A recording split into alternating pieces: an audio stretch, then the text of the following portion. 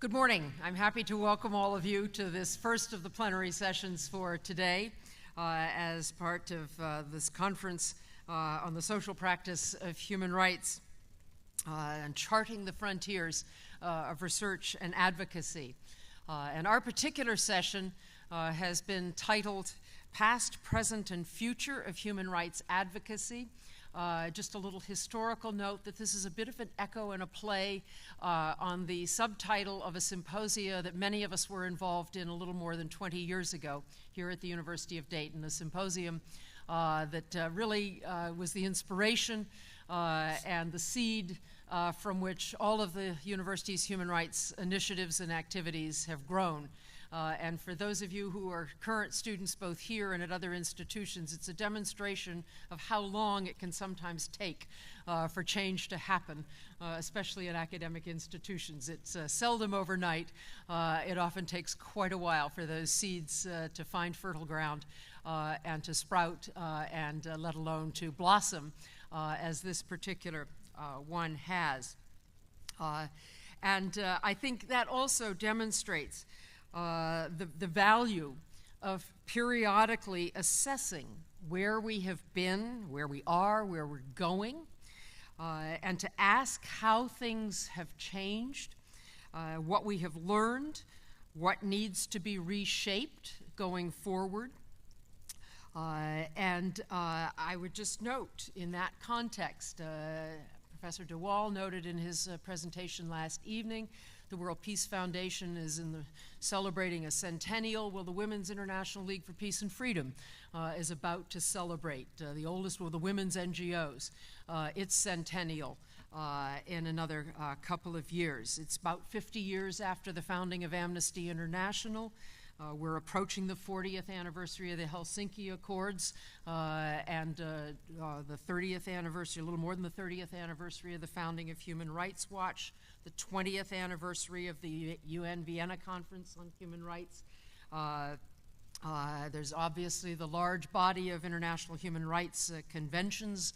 In some sense, one might argue that the era of standard setting is behind us and that the focus shifts much more to the challenges of implementation and compliance. That's where some of the superb social science research is at present. A book that has come out this past year, edited by Thomas Rizza, Catherine Sickink, and Stephen Ropp, for example. The Persistence of Human Rights is the follow-on to their book in 1999, The Power of Human Rights, looking very, very closely at the evolution of research applying social science methodology to conditions and the mechanisms for moving from commitment, i.e. standard setting, and getting countries to sign on to those standards to compliance or implementation, another word that one might use in that context of how do you translate norms into reality and what the object of advocacy and other activities may be. And there is fields of study. If you look at, for example, the American Political Science Association, American Sociological Association, both have human rights sections now, as does the International Studies Association. There are a large number of journals, including a Journal of Human Rights Practice. You could go on in terms of what has happened over, in many cases, the last 20 years, or in some cases somewhat longer than that, in some cases shorter than that. So it's a good moment to be looking back, to be looking at where we are now, as well as to be looking forward. And I have with me on the panel this morning 4 individuals who bring a wealth and variety of experiences in the human rights movement. Let me just give you a little bit of brief biographical background, especially on the 3 whom you've not heard from before, and a little bit also on Professor de Waal for the benefit of those of you who were not here last evening. Jo Becker, to my left, has made her mark in children's rights. She was one of the founders of the International Coalition to Stop the Use of Child Soldiers in the 1990s, a leading advocate for the International Protocol to the Children's Rights Convention on the use of children in conflict, and is currently the Advocacy Director for Children's Rights Division with Human Rights Watch. So we're delighted to have Joe with us at the conference. To my right, Larry Cox, who has perhaps been most closely associated with advocacy against the death penalty in this country, was Executive Director of Amnesty International USA for a number of years. Prior to that, was in London at Amnesty's World Headquarters as Deputy Secretary General. He also spent a period as Executive Director of the Rainforest Foundation, working on issues of indigenous peoples in the Amazon, and now is in the process, I think you like to create things, of creating a new center for religions, plural, rights and social justice at Union Theological Seminary, and this will be launched, we've learned, next month, which is terrific. Previously, he was at the Ford Foundation in a position that is now held by our third panelist, Bickford, Program Officer for Human Rights at the Ford Foundation. Louis has been there a little bit more than a year, or just barely a year, and was previously at the Robert F. Kennedy Center for Justice and Human Rights in their executive leadership team. Prior to that, he had been on the staff of the International Center for Transitional Justice and has helped to set up training programs, a documentation center, and exchanges among truth commissions, and he's also had some opportunities to use his academic background teaching at Columbia, NYU, and the New School in New York. Just quickly, for the benefit of those of you who were not here last evening, Professor Alex de Waal, who is Executive Director of the World Peace Foundation, which is now based at Tufts University in Medford, Massachusetts, and he holds a faculty appointment at the Fletcher School there at Tufts as well. Has been particularly involved with human rights issues and related issues in Africa, famine and conflict, humanitarian relief, and the Mines Advocacy Committee. I was struck, Alex, on that for those of us who have looked at that, the framing of the mines advocacy as a humanitarian issue rather than as an arms control issue was what helped to lead to the success of the Lands Mines Coalition in the widely and rapidly ratified convention banning their use. So without further ado, we have organized what we're going to do over the course of the next roughly 50 minutes around a set of questions. Our thanks to Joel Bruce for coming up with the questions, the first of which, however, for the benefit of you students, I took one look at and said, that's a whopper of a big essay question. And the kind that professors like to give you, and you may hate to have to answer. What is the current state of the global human rights movement? That's the question. All right? You have 45 minutes to generate an answer to that. We have quite a few people in the room who can help with the grading process in that. But we thought in taking this question and breaking it into some different components, that it would be helpful to think about how we can assess what has been accomplished. Not just what an opinion is, but how do we assess what the human rights movement has accomplished to this point? And is this a point, as Alex de Waal, I think, was suggesting last evening, at which it is in transition from what it has been doing for many years and should or needs to be doing going forward for a variety of different reasons. So there are other sub-questions that I'll sharpen this discussion as we go on, but I'm going to ask Larry Cox to lead us off with a few minutes of comment on that. Is this on? Yeah. Yeah, I think I have 4 minutes to answer this question. I'd like to get special extra credit if I succeed. I just wanted to use a word that's actually the name of the new center I'm trying to create to describe the moment we're in, which is an ancient Greek word also found in theological circles called Kairos. And Kairos is actually a way to try to capture a kind of special time, different from chronological time, when some new reality is trying to break in to the world. It's a time of great crisis, a time of great opportunities, and a time that demands sort of transformation. And I think, I only mention it because I think that's the time we're in with regard to human rights. On the one hand, the opportunity, I think, for creating a truly global, as opposed to a rhetorically global human rights movement is greater than ever. And that's because whatever happens to human rights organizations, the struggle of people for their rights continues. And not only continues, but in recent years, I think you can argue has grown and spread in truly dramatic ways that are almost unprecedented, whether it's from Tunisia to Burma to Russia to Brazil to Zuccotti Park to North Carolina to China.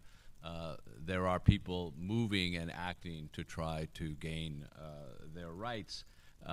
And these movements are characterized in a number of ways. One is that they are destroying this distinction which many human rights people, scholars have tried to maintain between economic and social rights and civil and political rights, because in those struggles the two are inseparable.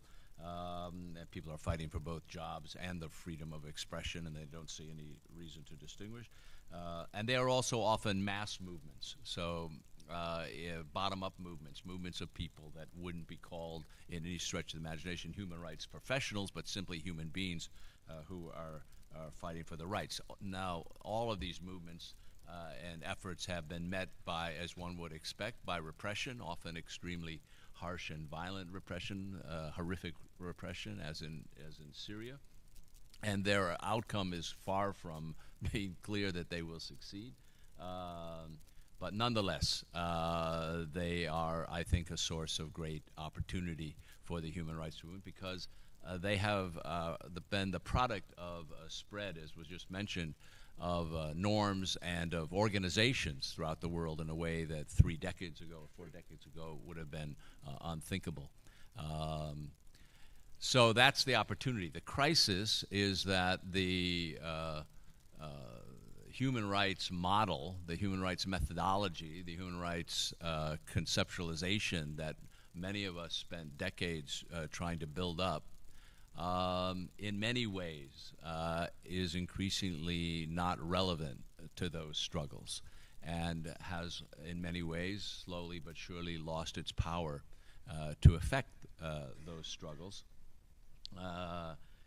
That model, and here I beg your forgiveness for grossly oversimplifying, is a model of trying to through shaming and naming, get elites in one part of the world, the development part of the world, to act and put pressure on elites in another part of the world to stop the specific violations of certain rights, almost always civil and political rights, in the name of people, not necessarily or not usually with the participation of those people, but in the name of people who are usually portrayed as innocent, heroic, and helpless. Now, that model has already begun to be modified and changed by human rights organizations, but it still is maintained, and it bears the marks of the kind of neo-colonialism and Cold War atmosphere in which it was created. Now, I just want to be clear that that model and methodology has produced enormous successes, and I have argued and would argue that it has been one of the most successful movements in the history of the world, and it continues to be, the organizations that have promoted it continue to be doing invaluable work and winning many victories. The question is whether in winning particular battles there's a danger that they have been undermining and helping us to lose the larger war, and that's the war to really keep and maintain and expand popular support for the idea of human rights. As human rights has become more and more to be seen as a highly specialized, highly professional, fairly narrow discipline, I think it has increasingly lost its ability to reach out to and capture the imagination of ordinary people, without which you can neither actually move those people, but nor can you actually begin to have much influence on the elites that you're trying to, because ultimately they are more responsive to their fear of the peoples they are trying to govern and rule than they are to the arguments of a small group of professionals in New York or London. So that's the crisis. I think the question is whether these organizations can transform themselves, and whether this movement can transform itself into a movement with a different model. For want of a better word, I would call it a model of solidarity rather than a model of acting on behalf of. Rather, it's a model of acting in solidarity with, and also a model in which people are fighting and organizing to hold their own governments accountable for human rights violations. That would include the United States of America, which has never paid much attention to human rights at home, unless forced to do so by its people, as it was in the 60s and 70s, and then extending those movements, connecting those movements across national borders to work on creating a truly global human rights movement. But that we can deal with when we get to the next question about what we do. So, Very thanks. Good. Thank you. Thank you, Larry. Joe? I think when I look at the accomplishments of the human rights movement, what really stands out for me is what Peggy mentioned in her introduction, the standard setting that's been accomplished in the last couple of decades. And it's really quite remarkable the way the movement has expanded and influenced the international human rights law and norms that are at work today. And I would argue that, even though the era of standard setting may be behind us, there's actually been far more enforcement and compliance than we might appreciate. So, for example, we have new treaties on landmines, cluster munitions, child soldiers, the rights of people with disabilities, domestic workers. We have the ICC statute. And a lot of cynics would say that these are words on paper. But in fact, the impact has been life-changing, life-saving. The Landmines Treaty, for example, has resulted in the destruction of 46 million landmines around the world. The casualty rate has dropped by more than half. And I'd say that's not bad for a small movement that was initially dismissed by diplomats as, quote, hopelessly utopian. I've spent a lot of time working on the issue of child soldiers, and we had a small campaign that pushed for the optional protocol to the CRC on the involvement of children in armed conflict. And that treaty was adopted in 2000 and has subsequently been ratified by 150 countries. Some of the impacts are not only has the US changed its own deployment practices, but dozens of countries have changed their recruitment laws. One of the first field missions I did on child soldiers was to Burma, and this was in 2001. The government had completely denied any use of child soldiers. The military junta had an iron grip over the country, and frankly, we thought we had no hope of success or impact whatsoever. But we believed that Burma probably had the largest number of child soldiers in the world, and that we needed to bring it to light. And 12 years later, not only has Burma acknowledged its use of child soldiers, but it signed a plan with the UN to release all children from its forces by the end of this year, December. The number of countries, the number of children fighting in wars worldwide has dropped dramatically. And I think standard setting and the Child Soldiers Treaty is a big part of that. Just one other example, child labor. Tomorrow I'm going to Brazil. There's a global conference on child labor to assess progress on reducing child labor worldwide. Last week, the ILO came out with new statistics saying that since 2000, the rate of child labor has dropped by over a third, from 245 million children worldwide to 168. obviously it's still a huge problem, but 78 million fewer children in child labor is a pretty significant accomplishment. I think we could talk about other things, the impact just in the last 2 years of the new Domestic Workers Convention, ratification, legislative reform that's transforming the lives of millions of workers worldwide. So I would say that not only standard setting, but results is one of our greatest accomplishments. Very good. Thank you. Louis? Let me build off some of the other things that have been said. But while Larry was talking, I was remembering a meeting I was at in 1996, I think it was, in Lima, Peru, and it was called Ahora qué? Now what? And the idea of that conference was, which really brought together, and I think in some ways was a kind of one of the important conferences on the, of the many that have been held in the last decades. What it really did was said, okay, the Cold War is now over.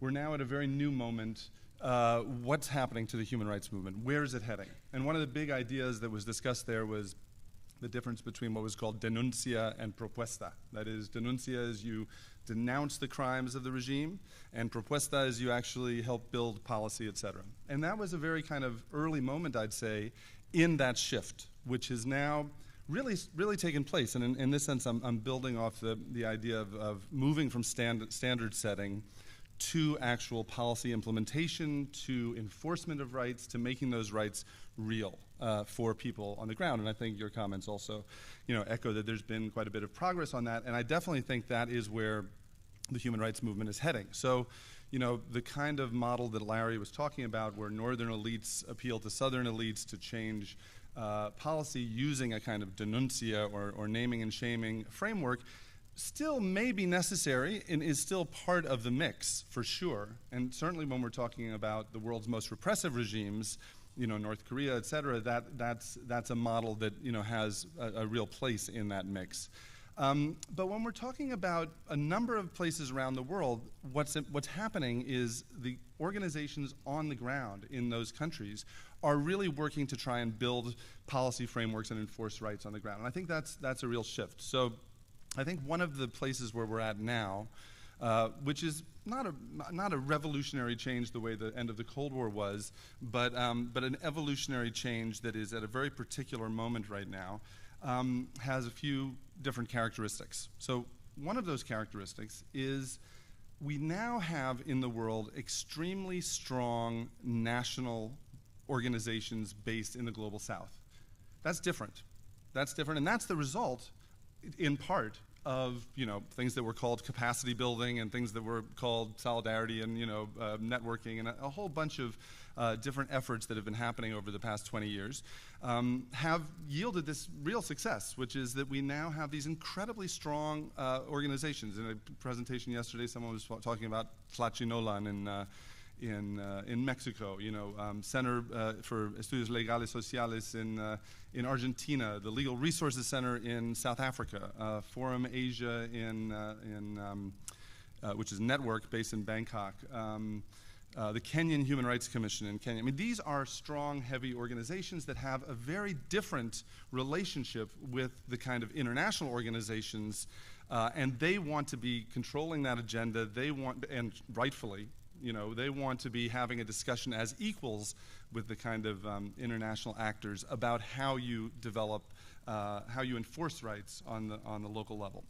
So that's one thing that's changed. Strong local or national organizations all around the world, which automatically in my head means that we're talking about networks, we're talking about different kinds of relationships, horizontal organizing, that is also part, it changes the methodology and some of the strategies. Doesn't change it because those were always there. Networks are as old as the movement itself. But it pushes down the movement to the idea of more horizontality among equals. So that's one very important piece.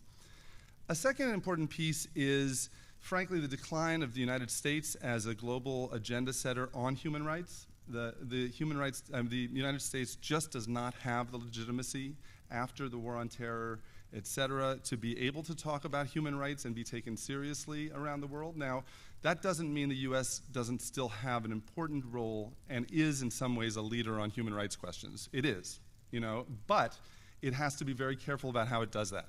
So I spent some time with Eileen Donahoe, the representative, the ambassador to the Human Rights Council in Geneva, and she was saying, look, we do it totally differently now. What we do is we talk to Brazil, and we have Brazil present the proposal. We talk to Norway. We work with them, but we work behind the scenes, because if we come out and say this is our resolution, it's gonna kill it.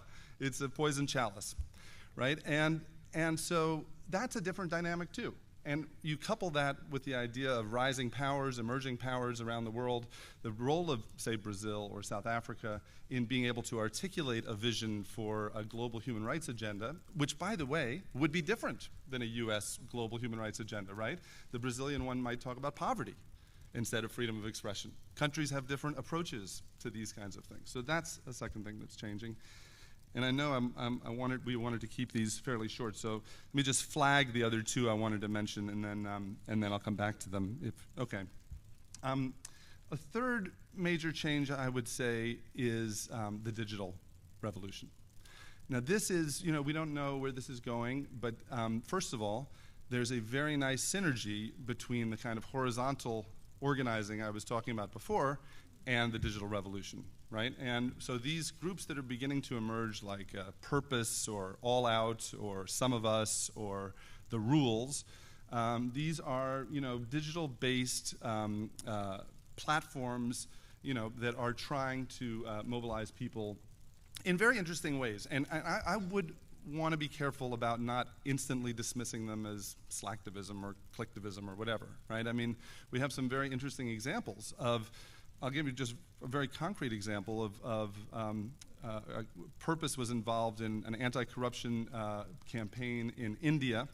They used missed calls. I don't know if people know what missed calls are. We all have missed calls, but in many countries in the world, if you do a missed call, it's a free way of communicating with somebody. So they said if you're opposed to this, what's happening in terms of, I can't remember the details of the corruption legislation, send us a missed call. They got 23 million missed calls. They then responded to those missed calls and said, okay, thank you. If you're really committed, then come to this rally tomorrow. And they got 100,000 people come to the rally the next day. So, I mean, there are ways in which digital technology or non-smartphones, smartphones, can be used for organizing that are quite interesting and innovative. Yeah, I mean, the other thing I was going to say is around horizontal organizing, so I've already said that. So let me just come back to other points later, and I'll leave it for there. Very good. Thank you. Thank you. Thank you. What I'd like to do is turn the question a little bit differently and ask, where are there areas where the human rights movement has fallen short? Oh, excuse me, Alex. I'm sorry. He's way on the right. That's not where he belongs. He did talk a lot last night. Politically, but I yes. think we should still let him talk again. You covered it all last evening, didn't you? Sorry. Okay. I think the human rights movement is in pretty good shape on the whole, and I think there's some really interesting and surprising twists to where the innovation is coming from. I'll give a couple of examples, and then a couple of areas in which one where it's perhaps falling short. One of the most surprising successes is the fact that a global pandemic of a sexually transmitted, until recently invariably fatal disease, HIV and AIDS, would not result in a global crackdown, repression, quarantining of those infected or suspected. But the reverse has actually been the occasion for the advancement of a whole range of human rights, civil and political rights, social and economic rights. And I think that's terrific. And that was an extraordinary exercise in leadership by civil society and by international organizations, by professional physicians, as well as people living with HIV and AIDS. Tremendous and I think under-recognized success. These people inevitably like to talk about the challenges rather than the successes. Another very interesting development, and I'm sure Louis would have a lot more to say about this, is memorialization.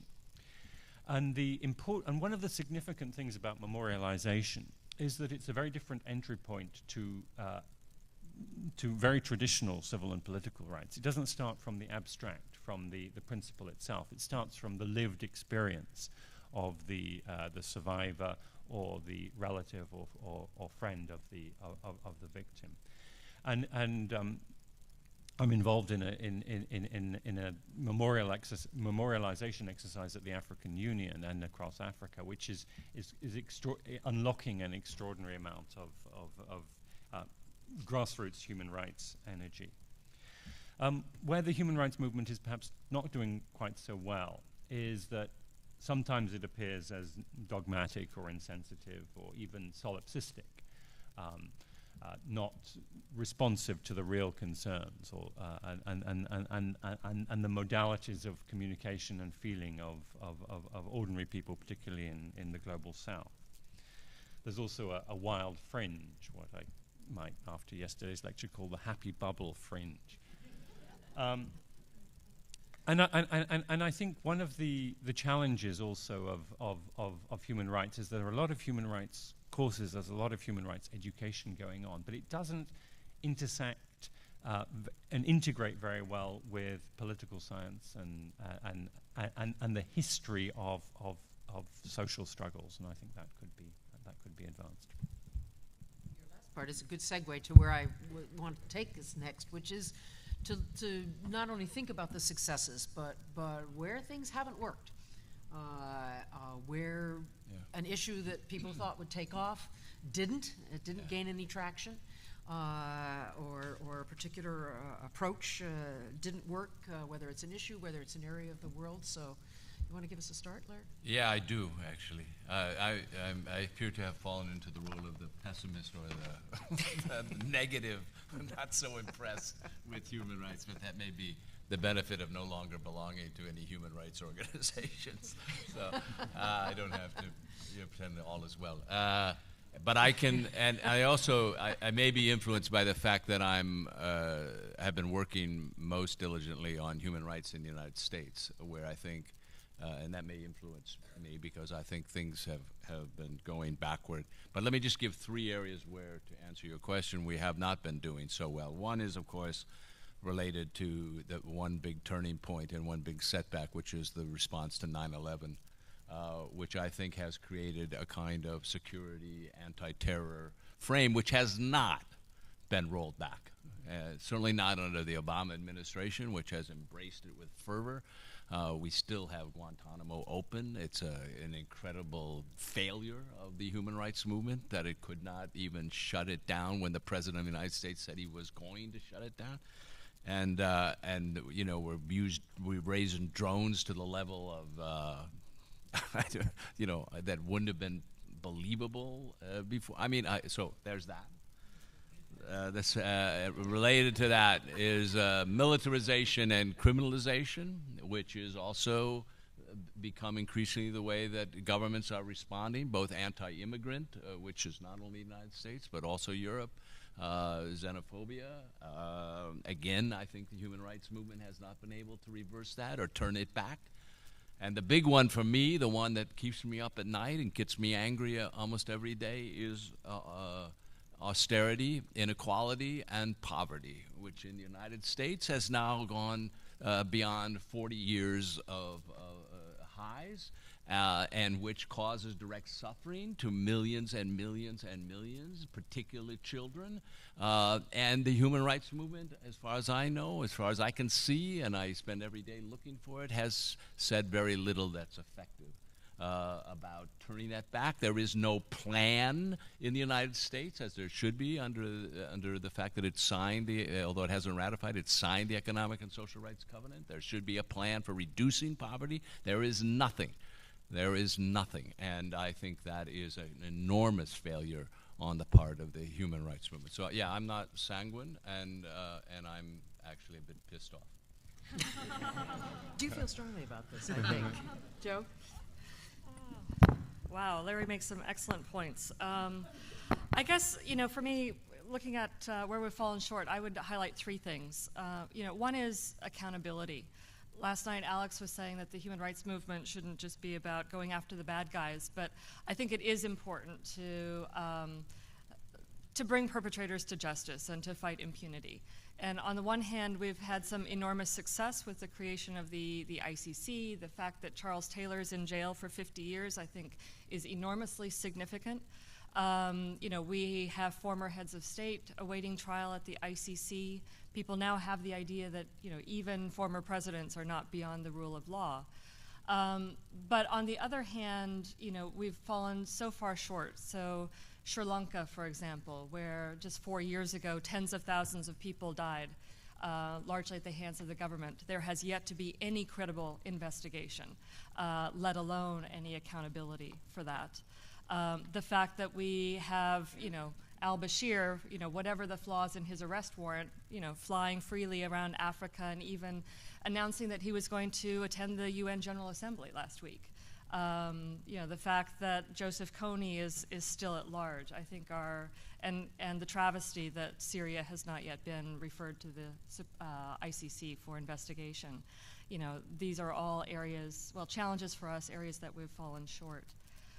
I think a second area is where expanding our engagement, and it sort of goes off what Larry was talking about in terms of not just relying on our usual partners, the US, Western Europe, in trying to push human rights. Some of the activists that I've talked to around Sri Lanka said that one of the mistakes that they made in accountability was, spending too much time in Washington and Brussels and Paris and London, and not enough time in, Delhi or Brasilia or, some of the emerging powers. And, we do need to engage much more across regions. I think we haven't done it nearly enough. Human Rights Watch is trying to take that to heart. We're expanding our presence in countries like Brazil, South Africa, Kenya, Japan, India, to try and increase that engagement, which I think we have to do if we're going to succeed. And then the third area where I think we've fallen short gets back to Larry's initial comment about how we work with our partners and whether we maintain real solidarity relationships or, exploitative relationships. And I think too often, human rights groups have employed an extractive model of human rights work. Going and working with local NGOs and expecting them to take us to victims for interviews, but then not really working side by side in creating strategy, in doing our advocacy, and really moving issues forward. I chair a partnerships working group at Human Rights Watch, and we did a survey of some of our partners. And that was some of the feedback that we got. They said, we don't want to just help you with your research. We want to be in the advocacy meetings with government officials with you. We want to be doing joint reports. We want to be, part of the strategy every step along the way. We've taken that to heart. I think we're doing much better. But I think there's still a failure to really work in partnership with with other NGOs around the world. It's interesting because it echoes, and I was going to raise this question with you, Louis, as well, because several years ago here, I had an undergraduate who was doing her honors thesis on NGOs in Nicaragua, and she came face to face with this reality that they had benefited from the networking and all of that. But they were very heavily dependent upon the northern NGOs for funding first and foremost, but in lots of other ways. But let's hear from you about your sense, if you want to expand on that, or more in terms of other kinds of failures you see. Well, I wasn't going to, but I mean, I could expand on that a little, because I think your point about Human Rights Watch moving more to Brasilia, New Delhi, et cetera, is very interesting. I should mention Amnesty International has something they're calling the closer to the ground restructuring, which is also to push them more and increase their membership to Global South membership, et cetera. And so these really are the two kind of industry leaders in many ways, Human Rights Watch and Amnesty. They're the ones, when we talk of international organizations, probably everybody in the room automatically thinks of those two organizations. That's not to say there aren't incredible array of extremely interesting, dynamic, vibrant, strong other international organizations, and there are. But it is interesting that the two big kind of industry leaders are moving more and more to the Global South and trying to engage in these partnerships. So I think it's a challenge. It's a challenge because some of the local groups are saying, for example, in Brazil, they're saying, well, actually, why are you here? I mean, we can do this. We don't really need you here. And besides, you're taking our funding, you know. And then the Human Rights Watch says, well, I don't want to put words in the Human Rights Watch mouth, but, you know, but the argument would be, well, actually, we may be increasing overall funding because we have a different funding model, and that, you know, encourages more people to give to human rights, et cetera. So there are really interesting dynamics at play in Human Rights Watch and Amnesty and other organizations that are thinking more about those dynamics. But I just quickly wanted to go back to the poverty question, because Larry was talking about it in the context of the U.S., but I think, and maybe globally, and I think globally this is a problem. But the problem is, to be precise, that the human rights movement has not grappled with questions of poverty in a way that resonate adequately. And that's the point I want to make, which is a slightly different one, which is, I think, as a kind of discursive frame, you know, in other words, as a model for liberation, as a, you know, inspiring model for how to change the world, which human rights has been and continues to be in many ways, that is not obvious to the world's poor and marginalized people. I mean, in other words, if you're a poor and marginalized person, you don't think human rights is going to help me with this situation, right? And that's a huge problem, because there are competing ideologies and competing frames out there that might, right? So it is very important, and this is part of, I think, the crisis, is first of all, human rights movement has to deliver on poverty and marginalization. They have to be able to deliver. And as I completely agree with Larry, that's something the human rights movement has not been able to do thus far. But both by delivering and to deliver, we need to really resonate with groups and organizations and individuals all over the world who are poor and marginalized and can see this as a liberatory frame. And I think that's a huge, huge challenge, especially in part because of some of the other things that have come up on the panel, which are around the elitism, potential elitism of the movement, the fact that it tends to be elite professionals talking to elite professionals, et cetera. And by the way, we had David Crow here. He and Jim Ron have worked on a set of some research about whether or not human rights as a frame resonates with people in Mexico and India and a variety of other places. So there's research out there on this set of questions. I think we're aware of this set of questions, but it is a huge challenge. And if the human rights movement doesn't do this, then it's really going to stumble. The success of the human rights movement is not guaranteed. If it's not able to speak to more people in a really powerful way, then it's going to stumble and not be as effective in the future. On that very optimistic note, Alex, do you want to add? A couple of issues. One is I have a different take on the ICC. And I think that actually it is a failure of the ICC not to take seriously the genuine concerns about the ICC's mode of operation by many in Africa, and rather to hunker down and just insist that the ICC must prevail no matter what. I think, and I think there is an entirely avoidable and deeply regrettable confrontation, very, very imminent, between the ICC and many, many countries in Africa, which will not be good for both. And I'm very unsympathetic to many of the arguments put forward in Africa that the ICC is hunting Africans, etc.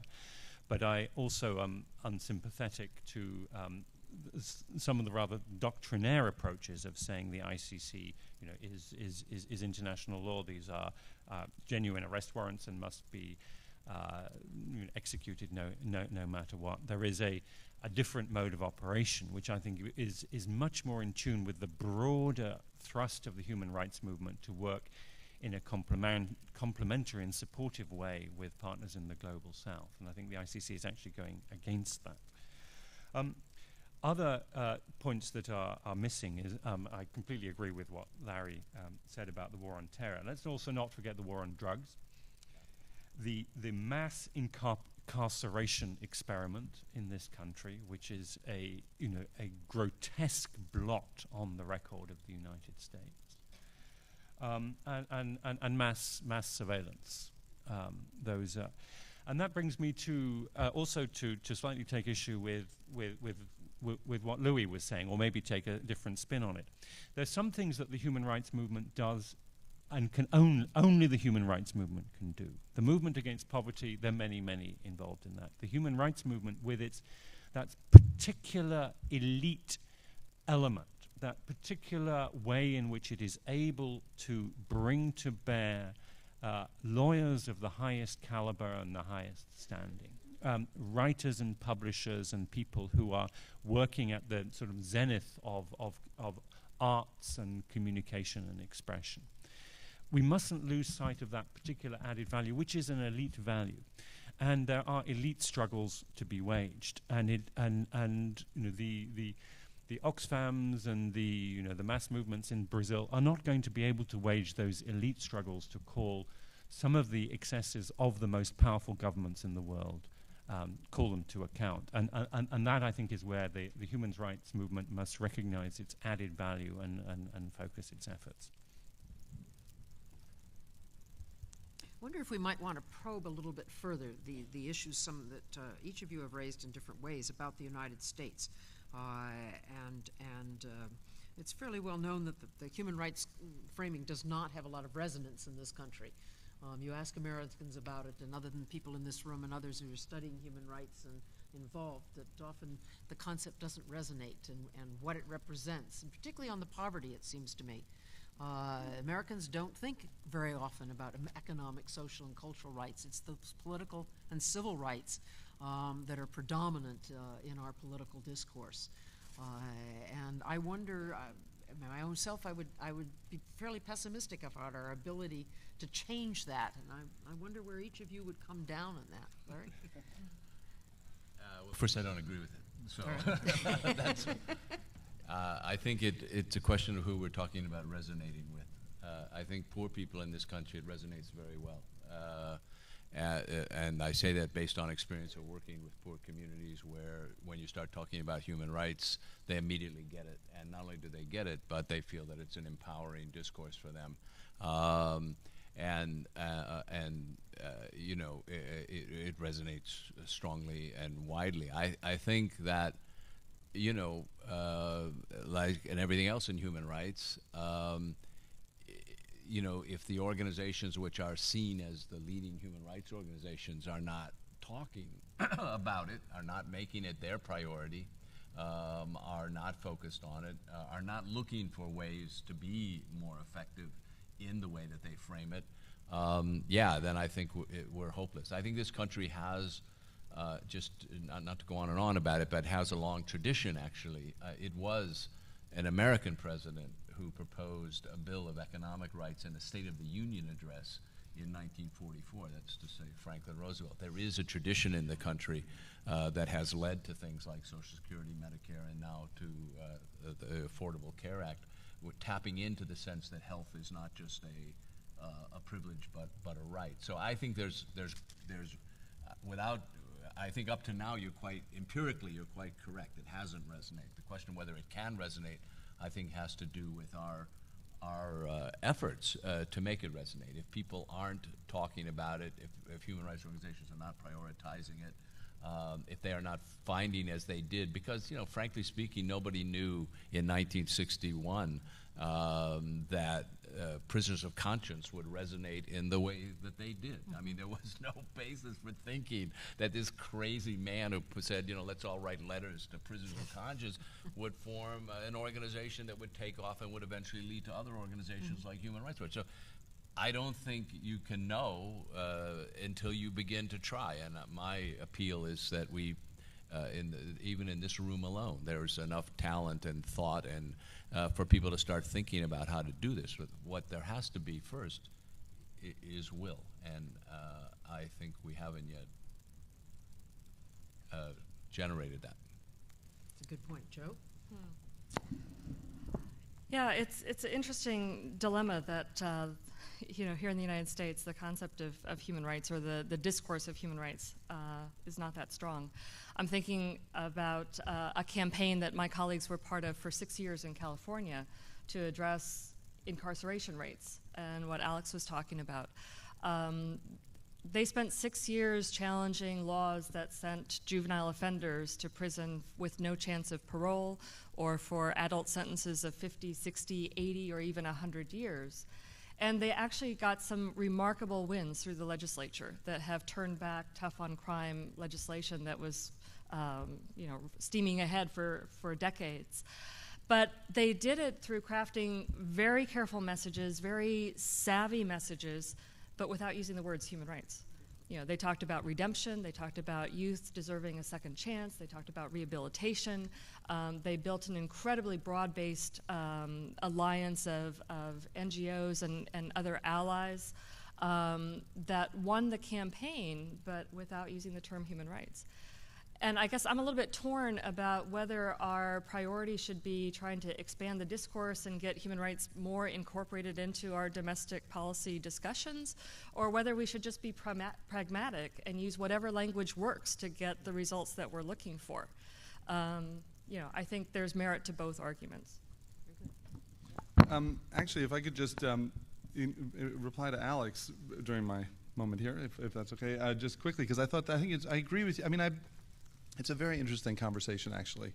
I don't have a black and white view on this. I guess my view isn't that the human rights movement should be expected to solve the world's problems of poverty, right? Because that's a huge burden, and as you say, it's it intersects with a whole lot of other fields, et cetera.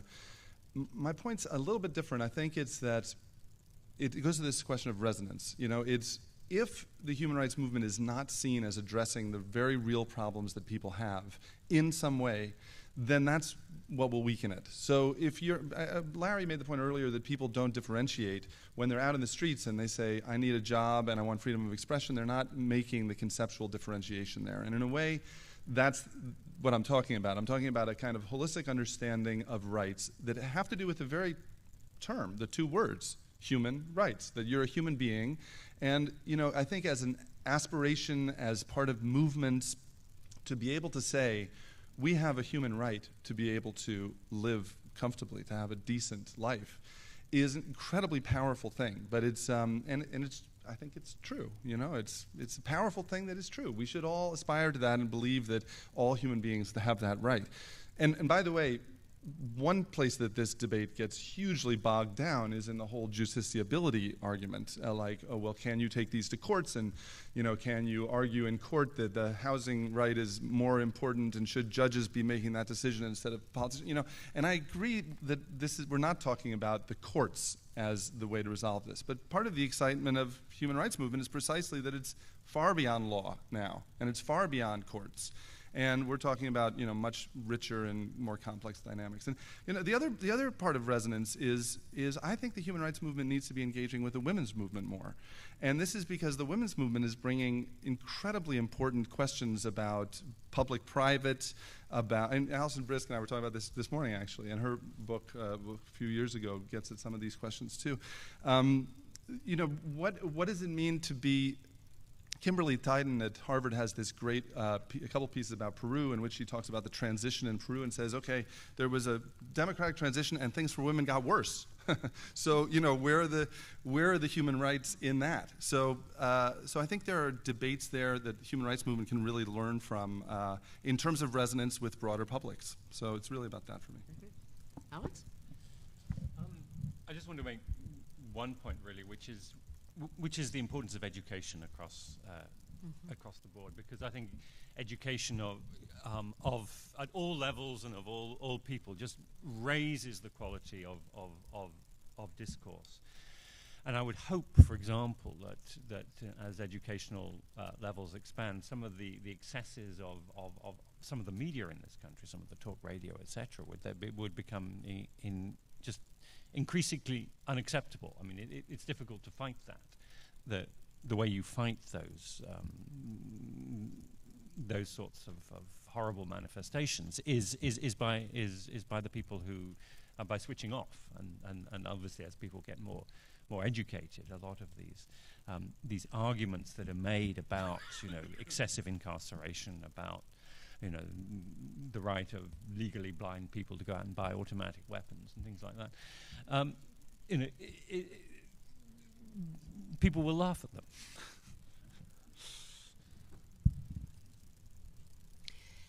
I want to turn our attention now to a slightly different question, which is looking more to the future with the question of advocacy strategies. And this is a point to turn from the past and our assessment And while we've had some, obviously, words and comments and some very thought-provoking points about future directions, to ask the panelists to talk a little bit about what each of them see as the major challenges to future effective and collaborative advocacy. Essentially, what have we learned from these years of, in many cases, successes, some failures, and shortcomings? And I'm going to ask Joe to lead us off on this. Please. Thanks. Yesterday, I gave a presentation about effective human rights campaigns and talked about some of the human rights campaigns that I've looked at around the world and some of the key threads that ran through them in terms of what was effective, what worked, what brought results. And some of the things that seemed really fundamental were the importance of solid research, having the data, the facts to back up our claims. A second thing is having broad-based alliances, really reaching out to have a broad network of allies, including unlikely allies, people that may not be the usual suspects, to help us bring the message and create a unified voice. I also talked about opportunistic advocacy, waiting for those moments that sometimes we don't expect, that arrive without planning, but that we need to be prepared to jump on and take advantage of. I also talked about multiple points of leverage, the fact that we need to be trying multiple strategies and avenues at the same time, because sometimes we don't know which one is going to pay off. And that means, national level advocacy. It means using UN mechanisms, the treaty bodies, the special procedures, the Security Council, bilateral advocacy. And I also talked about engaging those that are most affected by human rights abuses and making sure that their voices and that their leadership is at the fore. So those were 5 key principles. I want to add 2 more. One was, despite what Louis just said about the law and the courts, I was actually surprised when I was looking at various human rights campaigns how often court challenges turned out to be really important. Not always the win, but also just in terms of empowering people, in terms of getting engaged on the issue. Libyan families who were trying to get accountability for a prison massacre in 1996, for example, were hugely empowered when they filed a court case in Libyan courts and got a ruling in their favor. The court case challenging Charles Taylor's asylum in Nigeria was important to that movement. The Supreme Court case in Nepal affirming LGBT rights, enormously important to the LGBT movement there. I think we actually need to be investing more in litigation and court strategies. And then finally, technology, and this sort of also goes back to what Louis was saying. As the world becomes more technologically savvy, I think we do as well. At Human Rights Watch, we now have a full-time satellite analyst. And we are doing more and more with satellite imagery, weapons analysis. Recently after the chemical weapons attack in Syria, we were able to use satellite imagery and weapons analysis, the trajectory of rockets, to show that almost certainly the chemical attack, originated with government troops and not rebels. And incorporating that kind of technology into our work, I think, is going to become more and more important. Do you want to put a little plug in for your book? My book is called Campaigning for Justice, Human Rights Advocacy and Practice. And what I was trying to do was really look at the how of the human rights movement. How do people address human rights issues, put strategies together, and what are the lessons that they've learned? Louis, you want to add? Yeah, I agree. I agree about litigation as a very, very powerful tool. So I completely agree. I mean, I was thinking more in terms of that somewhat esoteric debate gets very bogged down around economic and social rights about whether or not you can take them to courts. But even there, they actually taking them to courts can be incredibly powerful and an incredibly useful strategy. So I'm not sure I have that much to add. I mean, I'm very much focused in my own work on the kind of the question of the kind of international agenda and how that gets set, how we choose as a human rights community, how we choose the kind of how we prioritize what we're looking at. So I'm not as focused at the moment on trying to think about what actually works, in terms of achieving concrete human rights victories. Although I think that your book is wonderful in that sense, because it really does get at the multiplicity of different strategies that are vitally important. In my former life, when I was working really in transitional justice, and that was, from 1993 to 2009, I was working in the field of transitional justice, and in that field, there have been these amazing victories. I mean, it's actually professionally very satisfying to have worked in a field where there have been such profound victories. I mean, in 1993, I was living in Chile. The idea that Augusto Pinochet could one day be prosecuted in a court of law was absurd.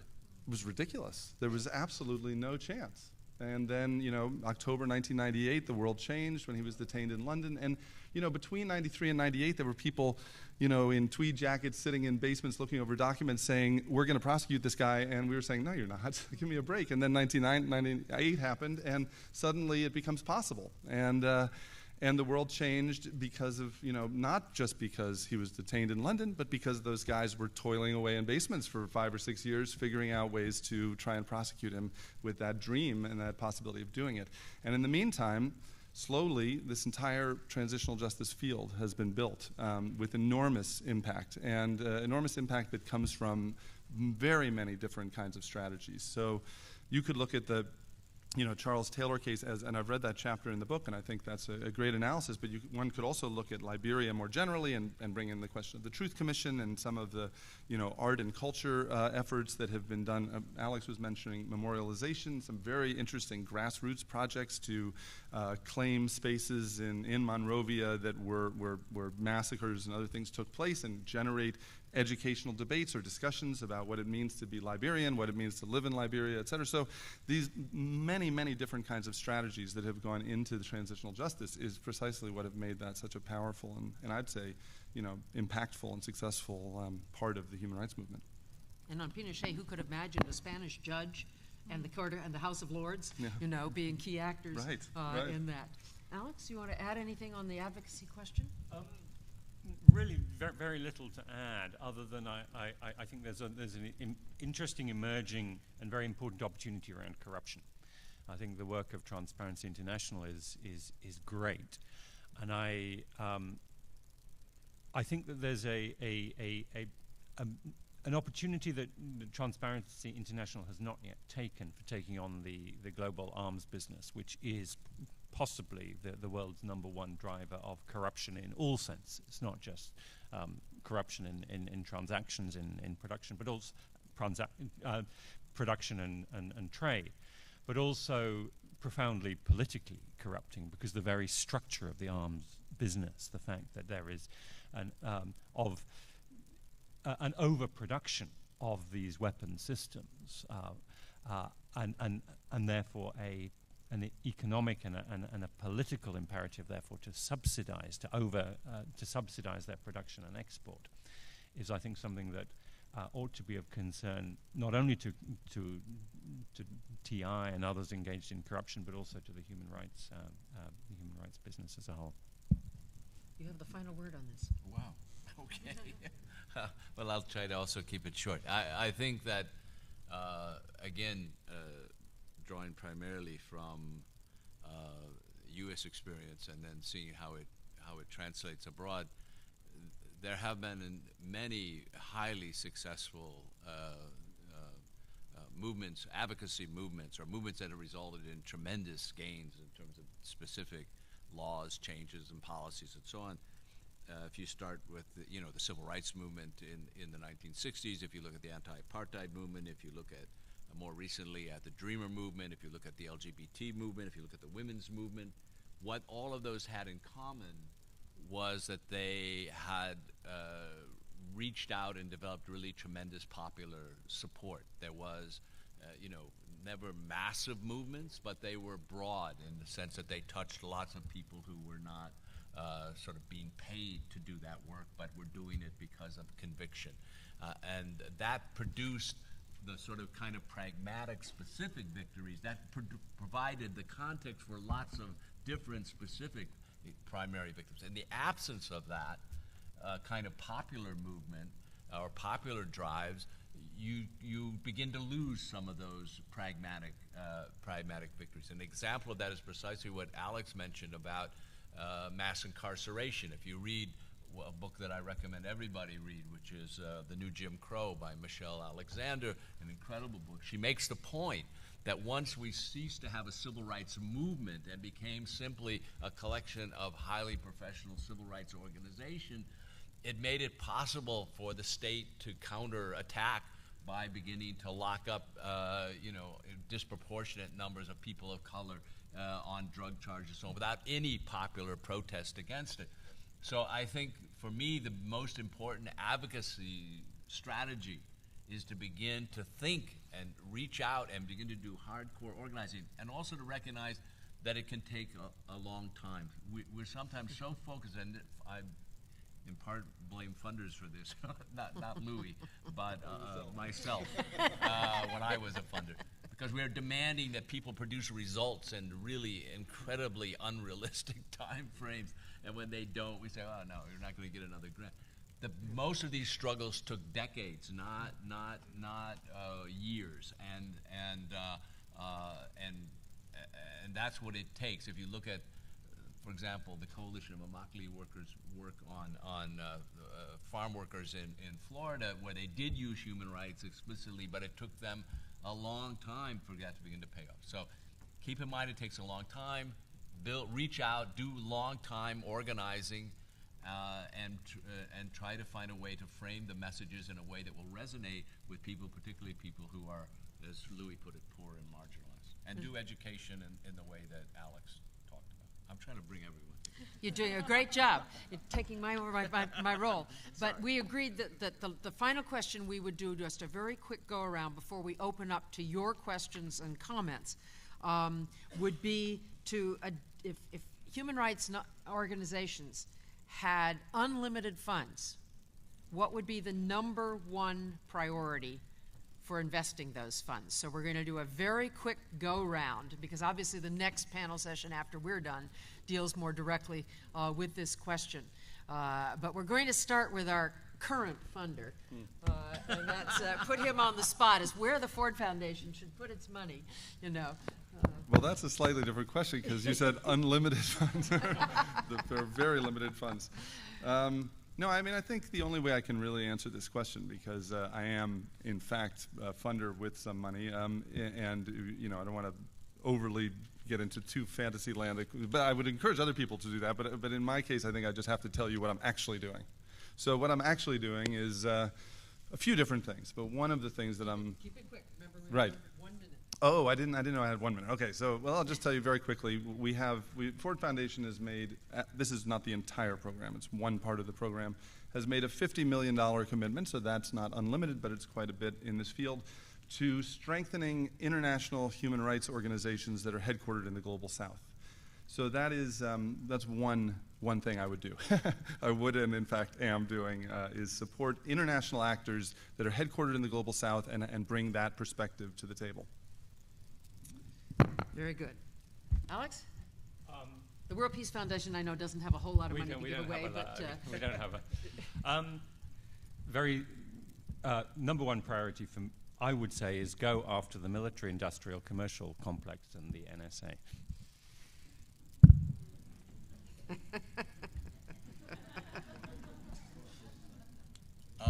Yeah. Larry?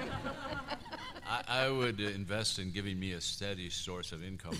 But apart from that, no, I think I would put money into doing what Joe talked about in terms of building this kind of real partnership, solidarity, relationships between groups based in the U.S. and Europe and groups based in the Global South, sort of building on what Louis is trying to do. And also, secondly, if I may say one second thing, would be popular education, to really begin to try to revive the idea behind human rights and take it away from the notion that it's something that you have to have a PhD before you can talk about it. Or I don't even have a bachelor's PhD. degree in Or- human rights studies. Yeah. Very good. Joe, you have the final word on this one. Yeah, similar to Louis and Larry, I think, we have a movement that has thousands of NGOs. It's very vibrant, but many of our national partners are still severely under-resourced and have real struggles with capacity. And so I would invest more funds in our local networks. We're all stronger when we have a vibrant grassroots. All right, very good, and thank you all for keeping to our timing. We're going to open it up to you all now, and Joel, are there microphones? All right, you're going to be Phil Donahue. All right, and I would ask that when I recognize you, and I will try to recognize both north and south, east and west in the room here, and that you identify yourself very briefly, and please keep it to a fairly brief question, or if you wish to have a comment, that's fine too, and please indicate whether you're directing it to one of the panelists or to anyone who chooses to answer. The young woman in the yellow sweater. Either speak loudly or wait for the mic. Now wait for the mic. Yeah, it's better. Hello. Hi, my name is Virginia Dixon, and I'm currently working at Open Society Foundations. My question has to do with the language of rights, especially with the division of rights. For example, currently I'm involved with a campaign against stop and frisk, where young men of color in the Bronx are, their civil rights are violated, and I think that this largely has to do with the fact that they are poor and marginalized, and when you are poor and marginalized, people often feel like they can violate your civil rights. So I wonder if, in some sense, when we have economic rights over here, and that's humanitarianism and the civil and political rights, if somehow dividing rights prevents us from thinking critically about the way that these social structures are always in conversation with one another, and they're always affecting the other. So can human rights language evolve in such a way that allows people to think critically, think more, be a bit more reflective about the way that civil and political rights are deeply connected with economic and social rights, and vice versa? Do you want to direct your question or to anyone who? To anyone who has a comment. Thank you. Should we take a bunch? We can group questions. I mean, just I saw so many hands that I would hate to. All right, people need notes then. All right, the young woman in the back, the black jacket.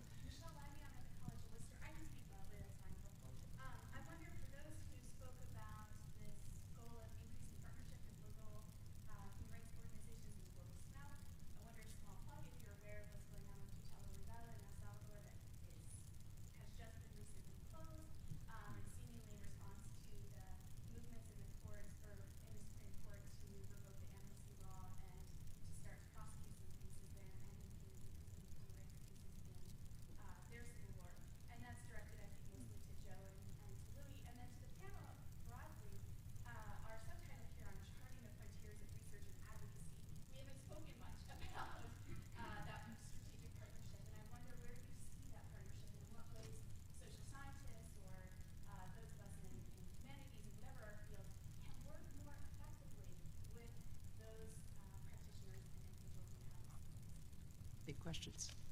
I think let's take one more. And the woman in the black, yes. Yeah. This is said with a tremendous amount of respect for the work of Human Rights Watch and the funders, and maybe will be more relevant to the next round. But there are organizations that have tremendous fundraising capacity. And I think that understanding how to spread the fairy dust a bit and help partners that you work with deal with how they can increase their own capacity to raise money or share what you do. I'm on the Chicago Committee of Human Rights Watch, and Human Rights Watch is doing a fabulous job in Illinois on the issue of juvenile life without parole. But they raise $1 million in the city of Chicago every year, and none of that money stays in Chicago. And we refer to them as the giant sucking sound to the east, if you remember Ross Perot. And so, you know, you guys have tremendous cred with people. I'm okay in my university. I mean, I have other sources of people to raise money from. But a way to figure out how to lend some of your star quality to your partners to help them with the very real concrete needs of keeping the doors open, I think would be maybe a way to strategize, lend your expertise not only in how you frame the issue of juvenile life without parole, but how do you get donors to give you money? Very good. All right, some good questions. Where do we want to start? One of you else? No? All right. Louis? Go ahead. Sure. Okay, on the first one, yeah, I think that, yes. No. No, I do think, no, I know, I'm just kidding. Yeah, I mean, I think that there is this evolution and an evolution to see things, and that's one of the great things about this moment that we're at, actually.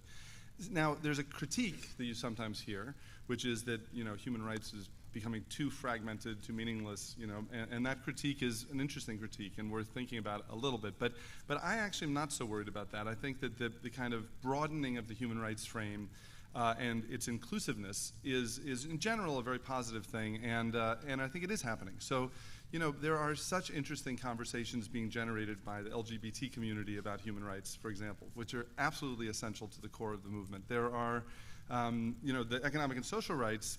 Ignacio Saiz was going to be here from Center for Economic and Social Rights. I'm not sure if he's arrived. But, groups like Center for Economic and Social Rights and ESCR-Net, which is a global network of economic and social rights organizations. I mean, these are groups that have, not single-handedly, but been part of really expanding that globally so that we understand that those are essentially part of the same category. So I think that evolution is happening, and I think it's very exciting, and I think it's happening in very positive ways. I don't know about the El Salvador group. I mean, in my particular case, just to be clear about the genre of organizations that I'm supporting, because it's actually conceptually interesting, is that $50 million I mentioned is for international organizations headquartered in the Global South. So now if I threw out to you, what is an international human rights organization?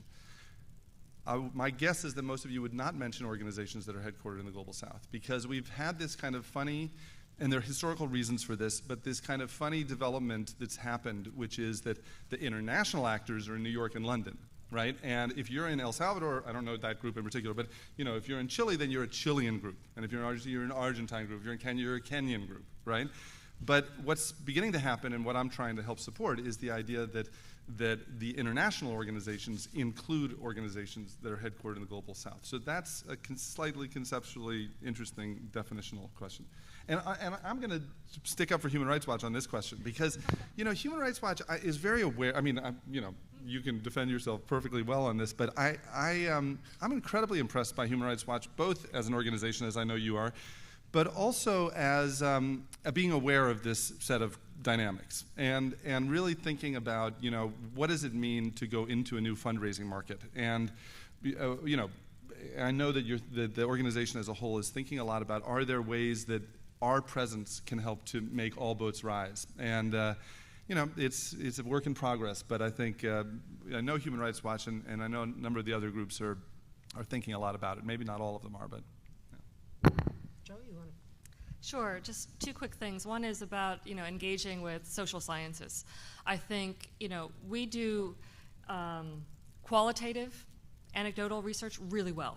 We do a great job of going out, getting victim testimonies, bringing these stories to light. But we can do a lot more with the quantitative. And I think we're starting to do more, but we need to really engage more with social scientists on that side. So I'd agree with that. And yeah, the giant sucking sound from the east. I have to take that back to New York. That's a new one I haven't heard before. I mean, I think Human Rights Watch is very aware that sometimes we're the giant in the room, but we are looking for opportunities to share knowledge, to work with our partners to help them identify new sources of funding. Our researchers often will review grant proposals for our local partners, send in endorsements to foundations. And we really are trying to facilitate more of a model of knowledge exchange with our partners so that they can also be strengthened. Yeah, just real quick on the stop and frisk and ESCR. I think that two things. One is that it's important to understand that the lack of understanding, this division, the sharpness of the division, particularly in the United States, between civil and political and economic and social is not an accident. It didn't happen because the cultural reasons Americans don't like economic and social rights. It happened because there was a deliberate policy of the U.S. government at the time of the Universal Declaration to make clear that human rights would not be applied at home, and particularly that they were afraid of what would happen if economic and social rights were applied to the United States, which they knew in many ways was one of our biggest weaknesses compared to other countries. I recommend a book by Carol Anderson called Eyes Off the Prize, which is an incredible history of how that process happened. Secondly, I think the real problem in terms of human rights groups not getting it is related to the problem of working only with elites. Because if you actually work with poor and marginalized communities, that are being stopped and frisked, as you are doing apparently in New York, you can't do that work without integrating the violation of their civil rights with the situation of their economic situation. And that applies across the board beyond stop and frisk to a whole range of issues. So again, I go back to the big problem is how do we get human rights organizations to begin understanding that they can't just speak on behalf of people, they have to actually work with those people, listen to those people. That applies, of course, to the relationships with NGOs and other parts of the world, like in El Salvador. My dream would be that if there's an important NGO and that gets shut down, that it would immediately be a rallying cry for NGOs all over the globe to make the protest. That's what I meant by trying to develop relationships of solidarity and on fundraising.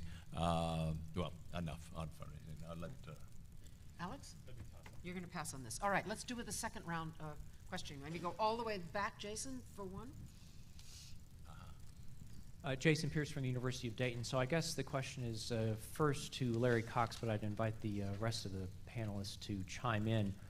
A question about the role of colleges and universities in educating the advocates and researchers. If we're moving toward the solidarity model, what needs to change? And what would your thoughts be about the opportunities and some of the challenges that higher ed institutions are facing, such as increasing economic pressures to keep the funding of the universities,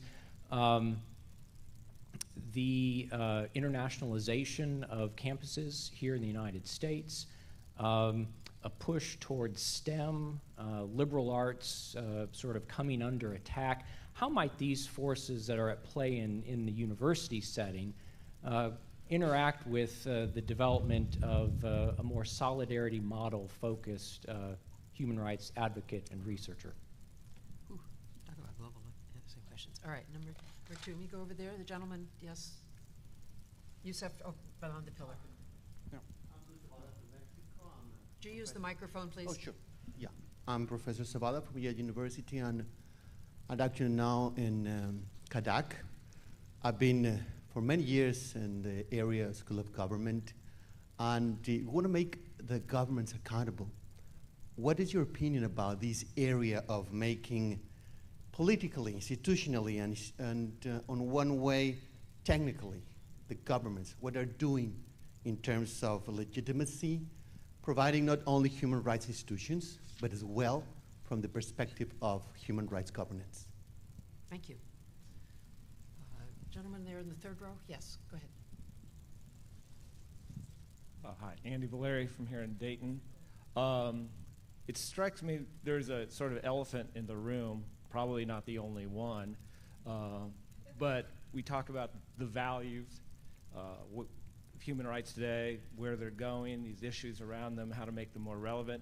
But how do we deal with these issues when a lot of this is framed in terms of state actors and laws, when power is increasingly being wielded today by non-state actors, corporations, more and more you're seeing that kind of international influence and control, and the legal constraints, WTO, Trans-Pacific Partnership, that are undercutting. And so what are the values of human rights in our market world when human rights interfere with profit. Okay, let me take one more and see if we can do it. Yeah, Way we'll at the just- back. All right, go ahead. It has been my layperson observation that the flow of Could you arms... identify yourself, please? Oh, sorry, Stepanka Korytova from Indiana University. That the flow of arms travels legitimately and illicitly from the global north to global south, but the illicit and regular flow of human beings is going from global south to global north. And maybe that's not quite true, but that's sort of my hypothesis. And my question is, how long will it take, and is there a chance really of the global north countries to signing under the Irregular Migrant Rights Convention that has been signed to just about everybody in every country in the south, Turkey being sort of probably the highest, the richest country from these countries that signed it, but none of the global north countries have signed it. Thank you. All right. We have a range of questions here. We're going to go another round in a minute. Here, anyone want to start with? Should we start at that end? All right, Alex. Yes, you passed on the last one, so you're on the spot. Let me respond briefly to Jason and to Andy. I think there's higher education as a whole, of course, is on the cusp of some fairly major transformations. I mean, which we know about. It's an expensive business, and there's the challenge from the MOOC. And I'm wondering if the MOOC that has been developed, and it really You might identify that. the massive open online course, which has been developed by MIT, Harvard, Stanford, some elite universities, really starting at the very techie end of courses. Could there not be a different type of MOOC? Could there not be an interactive global MOOC whereby universities, faculty from around the world would contribute to an online conversation, which could be maybe not an accredited degree, but could be a teaching resource for those teaching human rights, so that we could so that the higher education and indeed secondary education in this area, liberal arts, sciences, human rights, could actually be ahead of the curve. I think it's well worth thinking about that. And that actually also relates to Andy's question. Are there opportunities for, as it were, open source social media platforms that are not in any way controlled by these conglomerates, these entrepreneurs, these people who not only are running them essentially for commercial reasons, but have got into a too cozy relationship with intelligence agencies? All right. Let's go down the row. Do you want to respond to any of the... Well, I should respond to the, to the one question specifically to you. on the role of the academy, which I really appreciate, especially now that I have a relationship to the academy, which I avoided for 40 years. But I do want to say that to me, again, to go back to sort of this idea of how you develop and strengthen popular movements, that the role of the academy in the movements that I lived through and am familiar with was very great and very important. So I think it's a question of beginning to think through. I mean, this conference is a beginning, for example, to bring people together, to have a sort of critical look at, but I think the kind of almost intentional sort of participatory kind of research, participatory kind of projects where you're not, where you're really working, as we've just been talking about NGOs working, the academy is also working with the people who are the most, whose rights violations are the most severe, who are the most marginalized, who are poor, and using the academy's voice to speak on behalf of those people. I don't think it can be overstated how important that could be. And of course, related to that is the encouragement, as I've heard several times during these last 2 days, of students, of your students, to be involved in these, not to be, sitting there studying things from afar, but actually getting engaged and involved. We all know that every major social movement in this country, at least, and probably in the world, has had a hugely important participation by students. I mean, the student movement has been incredibly important. And one of the absences of the last couple of decades has been the absence of really strong student movement. So for a university to really sort of deliberately be thinking both in terms of its research agenda and how it encourages, but also in terms of promoting, finding ways to give incentives to students to take part in the burning issues of their day, not in a partisan way, but in a really a way that says if we're going to make a contribution to the society we live in and the world we live in, this is absolutely necessary. I just don't think it can be overstated how important that is. Mm-hmm. Joe, is there one or more of the questions you want to respond to? Yeah, I'll respond just to the one on non-state actors. I think it's a really important point that, it's not just about influencing governments, it's about influencing opposition military groups, it's about influencing, international corporations. I think it's certainly more challenging in many ways, but we've had some success. A few of my colleagues recently were in Yemen, where they were documenting the occupation of schools by military forces. And they sat down with an opposition commander and presented their findings, and he ordered his troops out. So sometimes it's just, engaging. On the corporate side, I was at an event recently where I heard a trade unionist talking about the voluntary nature of existing guidelines on, corporate conduct with regards to human rights. He described it as looking for deep sea fish with a scuba mask. And, I think there's a real weakness there that, all of the guidelines are voluntary. There's no real enforcement mechanism on international corporations, and it's something that we really need to press harder on. I would just add on the non-state actors that there's some excellent material and research in this new book that I mentioned, The Persistence of Human Rights, edited by Thomas Rizzo, Catherine Sekink, and that's one of the things they tackled was the fact that the reality of the power and activity of non-state actors. Yeah, just on that, I don't know if it's the elephant in the room, but it's certainly something that I'm actually shocked has not come up because it's such an important topic. So you're really good that you're bringing it up. I mean, I feel like the panel could have spent a lot of time talking about that instead of what we talked about for arbitrary reasons, because that's a vitally important topic. I think that's in some ways, the future of the human rights movement has to grapple with that set of questions. So that's key, central, absolutely essential, and partially because the Ruggie principles are so important, but just a step, and there's so much more around corporate accountability, around litigation strategies, around corporations, around the kind of really disastrous stuff that, corporations can do with impunity all over the world and not be held accountable for. So it's vitally important. I would, there's a couple groups that are doing amazing work on this. One of them is called the Business and Human Rights Resource Center. And it's interesting not just because of the substance, but also because of their model of organizing, which fits in a little bit to some of the Global South stuff. So I see them as a very interesting international NGO. What they do is work with smaller groups around the world who are documenting corporate abuse. They cull that information, work with the groups to produce reports, publish the reports on their website, so they use the internet in interesting ways, giving the byline to the national groups, which is an important shift in terms of the extractive model of information. They give the byline to the local groups, then they contact the corporations, and they have a 70% success rate from China, from Chinese corporations, and even a higher success rate in some other cases of getting corporate responses, which they also post on the website, and they create a dialogue on the website about the abuses. And sometimes it's PR generated by the corporations, but sometimes it's a real response.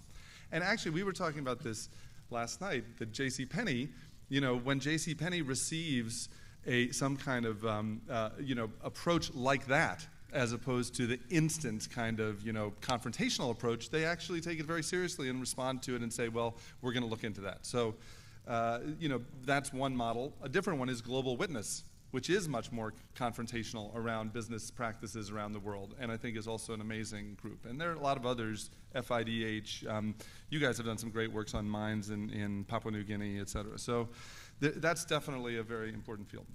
Very quickly, one or two other things. One is I am working with the University of, with Diego Portales University to develop a MOOC on human rights. So I'm supporting one, and Jose Salaquet, who maybe some of you know, he's been called the father of the human rights movement. That's maybe hyperbole, but nonetheless a very important figure Amnesty at one point, and in the Chilean human rights movement and globally, is the professor who will be developing that course. And Alex, I think we should have you and he talk about that model that you were proposing. There were other ones I wanted to respond to, but I'll stop there. If I could ask if one of you at least would tackle our Mexican colleague's question about making governments accountable, offer at least a brief comment.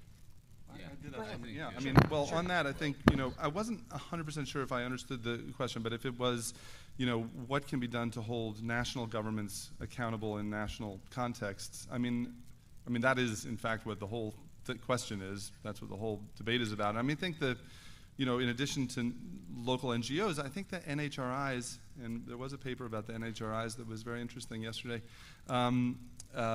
are an interesting question. Now, I know in Mexico that's complicated, but, we'll see. I mean, there's a real possibility that and that stands for National Human Rights Institutions, they come in different forms, may be an important part of the kind of global human rights system. And then you link that to the special, by the way, another thing we didn't really talk about is the international human rights system is incredibly robust and very exciting. The special rapporteurs, the role of the UN High Commissioner for Human Rights, the fact that the special rapporteurs engage with the national human rights institutions. I mean, there's a lot going on there that is the kind of infrastructure for real future success. So I think there certainly are ways that go beyond the kind of boomerang, name and shame approach. But, yeah. And does one of you have a quick answer for our friend here on the question of efforts to get countries in the North to sign and ratify the Migrant Rights Convention? No, afraid we don't. Question. Sorry. Yeah. Joel, I would like to take the liberty of doing one more round of questions, if we could, because we were a little bit late starting. So let's go with another round. Yes, the young woman right there. Wait for the microphone, please. Hello, I'm Professor Lena Kaur. I teach at Lawrence University in Wisconsin. This is a little bit of a follow-up question to the role of the universities in education and also the connection to raising popular support. So I'm having some trouble picturing how the existing international human rights system that is so robust and a popular movement can interact with each other. And I'm wondering to what degree a formal education can bridge that gap or maybe is increasing that gap. Because I think it's true that like ordinary people should be able to participate in this, and yet the human rights system is so complicated. So I'm just hoping that you can sort of talk through an example, maybe, of how you're picturing that. Thank you. All right. Let me go with the gentleman back there. Yes. Hi, I'm David Crow from the Center for Economic Research and Teaching in Mexico City, and I'd like to get back to this debate between Alex and the elites and Joe and the Lewis and the grassroots. And thanks for the shout out, Lewis, for Jim, Ron, and my research showing that using survey research and showing that the discourse of human rights hasn't really penetrated to the grassroots as much as we would like. And the explicit assumption actually is that that the local human rights organizations need to operate in a publicly supportive environment. If not, they're just sort of voices in the wilderness. And Alex sort of articulated a counter argument that we're hearing a lot. He focused, I think, on sort of technical capacities of elites, but other things you might think about are that social movements and grassroots are incapable or often incapable of sustained activism. They're fickle, they move from one topic to another, and that they can often be mobilized actually against human rights, and especially in the context of sort of ethnic or political and religious minorities. So the question is it true that that local human rights organizations need the support of public opinion? And if so, what are some sort of the specific ways, linkages between the professional human rights communities and public, mass publics, in the specific linkages and mechanisms that might, enable them to be mutually supportive? Let's take a third one. Yes, young woman right here in the front. Thank you. My name is Genevieve Arake, and I work at the Dayton International Peace Museum. More accurately, I volunteer more than full-time at the Dayton International Peace Museum. And probably more importantly, I am a graduate of the United States higher education system who is only able to survive thanks to the unintentional benevolence of the Saudi Arabian government. And I'm wondering if the for-profit education system registers on the radar of the human rights movement, and whether MOOCs are a real challenge to that. Yeah. Just for those of you who may not know, Dayton does have an International Peace Museum. The impetus for it came out of the negotiation of the Dayton Accords here in 1995 and represents a very interesting initiative in a community. I won't say more now. One final question, way back in the corner. Good morning. My name's Dominic. I'm a student here at the University of Dayton. The few couple of past questions about the role of education, the role of higher education, and specifically the role of students and the role of our generation, my generation, in the movement of human rights forward over the next couple of years got me thinking about the space we live in as young adults in the United States. I've been fortunate over the past year or two to grow close to Daniel Bayer. He worked at the State Department, but he was just sworn in as the U.S. ambassador to the OSCE in Vienna, the Organization for Security and Cooperation in Europe. And he said at a plenary in Vienna in February, talking about the space of the internet, that the internet is home to every kind of speech: false, truthful, offensive, beautiful, incendiary, uplifting, trite, and transformative. And I think that kind of speaks a little bit to the atmosphere that my generation of students in the U.S. and throughout the West exist in. So if the five of you were able to have the deepest hope that your deepest hope fulfilled, and that looking at, like Dr. Duvall said about education and how important it is, and the possibility of a new kind of MOOC, a new kind of integrative human rights dialogue at the very core of education, what would you hope and what would you challenge to our generation as we look at our work in the classroom and trying to get human rights not as its own discipline, but as at the core of every discipline and at the heart of whatever you do, no matter if you're an engineer or if you're a social scientist or a dietetics major? What would be your hope if you could bring it to the forefront right now of where our generation would stand with human rights and education? All right.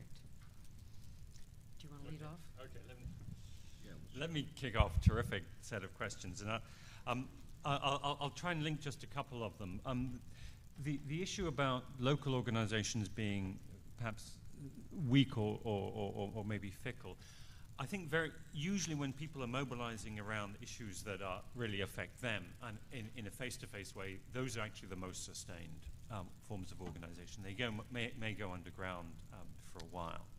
I think the real and they, of course they can benefit enormously from support and expertise, provided in the right way, and that's been one of the great learning experiences for the human rights organization, human rights movement, the Western-based human rights movement. It's how better to do that, and I think that a lot of experience and lessons have been learned. I think the real challenge of structure and fickleness and sustained movement actually comes with the internet, with the cyber links, because most of those linkages are very weak links, and you can organize something very powerful but very transient on the web or using social media.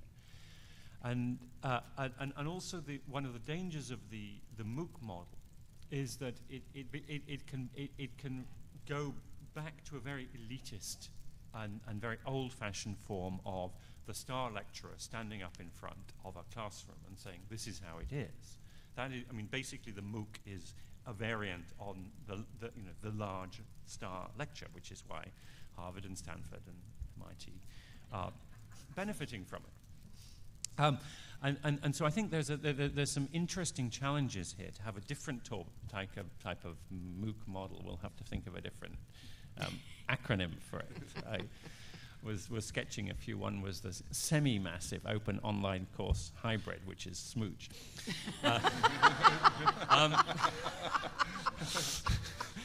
There's a slightly more intimate online interaction. But also the challenge of turning these online engagements into a sustained challenge, into not just a intermittent transient meeting of minds, but into something that can, in a more sustained way, challenge the powers that be. And this is why I've been, I completely agree with what everyone's been saying about the importance of the grassroots, but I want to also always flag that thing that there's an importance for the elite and the elite infrastructure. Let's not forget that a huge role for the foundational moments of human rights movements came with publishers, with rich, usually they were men, founding publications and doing things like that. So should not there be an investment in that actual infrastructure of communication by the human rights movement and its donors? Well, I just wanted to say something about the contradiction or the sort of between the robust UN human rights system and the fact that so many people don't know anything about it. And when I say so many people, I don't mean the people, on the street that are being interviewed these days by Jimmy Kimmel and can't say they're against Obamacare, but they're for the Affordable Care Act. I mean, engaged groups. Groups that ought to know about it. So, and the system doesn't work unless, in a way, a lot of human rights is like this. If it's not taken seriously by people, it's just a lot of words and a lot of, you can very well trained people can say, yeah, they passed this resolution and so on. If it doesn't have a way to communicate to people that this has been done and you have to hold your government accountable now for doing it, it doesn't mean a whole lot. So there's a lot of work to be done to sort of educate groups, NGOs, about how to use that system and, more importantly, how to make sure that the things that come out of that system are actually meaningful and implemented. There is a campaign right now going on that I'm involved with supporting because I do have a little role still as a donor, called the Human Rights at Home campaign, which is precisely aimed at trying to get the U.S. government to actually take seriously its obligations under the UN treaty system to carry out its obligations. And one of the reasons when Obama came in office, there was an assumption that he would be very open to this and that it would be possible to create a kind of interagency working group in the government that would vigorously look at how the U.S. is implementing. And of course, this didn't happen like so many other things that we had high hopes for that didn't happen. And one analysis of why was because there was no constituency pushing for it, no constituency demanding that the U.S. live up to its following. Now, we know that when you mobilize NGOs and then when they go to Geneva and when they are able to press, it makes a huge difference. And there are examples of how this is done.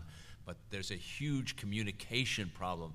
If the media doesn't report, it's like the tree falling in the forest, nobody hears. If the media doesn't even report that the U.S. has failed to live up to these things, it has no impact. And I think the Academy could play a role in trying to figure out how to spread the word, communicate, force governments to take seriously and get involved in things like the Human Rights at Home campaign. And I just want to say one other quick thing about the right to education. I think you were talking about, one reason I like this word Kairos, which I keep using apart from the fact that I have to sound like I know something about theology, is that it talks about crisis being really a crisis across all institutions, and that's what we're living. And education is clearly a part of the general crisis in this country, at least. And that came out in the Occupy movement, as you're probably aware. People was one of the main motivating things, but not much came out of it, apart from highlighting for a brief moment, you know, this incredible crisis. But there is a right to education in the Universal Declaration. There are groups that are beginning to work on the right to education, and I think if the academy itself doesn't take seriously the crisis in education, then I don't know who is going to take it seriously. So it ought to start here. There ought to be an analysis of what's happening in this country to higher education, how people are being, you know, saddled with these incredible debts that no one can conceivably pay, and how we're losing again gains that we made, you know, 50, 60 years ago. So yeah, I think there's a possibility of developing a movement around that. Joe? Just to briefly add on to what Larry was saying about the international human rights system. I teach a graduate course at Columbia on human rights advocacy, and one of the assignments I give my students is to draft a shadow report to a UN treaty body. And invariably, they find it incredibly challenging because they have no experience with that. It's completely new for them. But you know, the reality is that the system, it's very confusing. It's hard to navigate. It seems somewhat impenetrable. And I think what it comes down to is it's really the responsibility of the international NGOs to help local activists, local NGOs navigate the system and help them figure out where they can engage and where it's going to be worthwhile. For example, in Jordan, just a quick anecdote, there was a prison called Al Jafar that was notorious for torture, and local NGOs had been trying for years to get it shut down. And finally they liaised with Amnesty International, which helped them get an invitation by Manfred Novak, the Special Rapporteur on Torture, to come and investigate. And that eventually got the prison shut down. But there was that liaison role that was played by an international NGO between local activists and the special procedure that was critical, and I think we need to really take that responsibility seriously. Maybe you get the very last word for the panel. I don't know. I mean, I would like to spend a lot of time on all of these, but in fact, because we don't have that much time, I don't have that much really to add. Yeah. I mean, just a couple quick things. One is I wanted to, David, you reminded me, I wanted to do a shout out to something called Open Global Rights. It's a e-zine. If you Google Open Global Rights, you'll see it. And it's a venue for conversations and discussions about the future of the international human rights movement. That's its raison d'etre. I would encourage you all to, you know, get on it and tweet it or whatever, and, you know, have a look at it, contribute to it, whatever. Open Global Rights, it's called. Second thing I want to mention is that the MOOC idea is framed in this case as movement building, not as education. So that, you know, that ties into some of these conversations, and, you know, we'll see what that means. So we're not going, or he's not, I shouldn't say we, Jose Salaquet is not going for, you know, huge numbers. He doesn't want to get 60,000 people on the MOOC or whatever. He's looking for a way to help build a movement and talk about, and create a kind of frame for what we're talking about when we talk about human rights. So I really do think that he would benefit a lot from discussing this with you. And yeah, I mean, I have a lot to say, but we're out of time. So and there is a lot to say. We are out of time. But that's indicative of both your interest as an audience and the questions that you have raised, as well as the subject matter we're dealing with, that this could go on for quite a while. But I'd ask you, the audience, to join me in thanking the panelists for their session.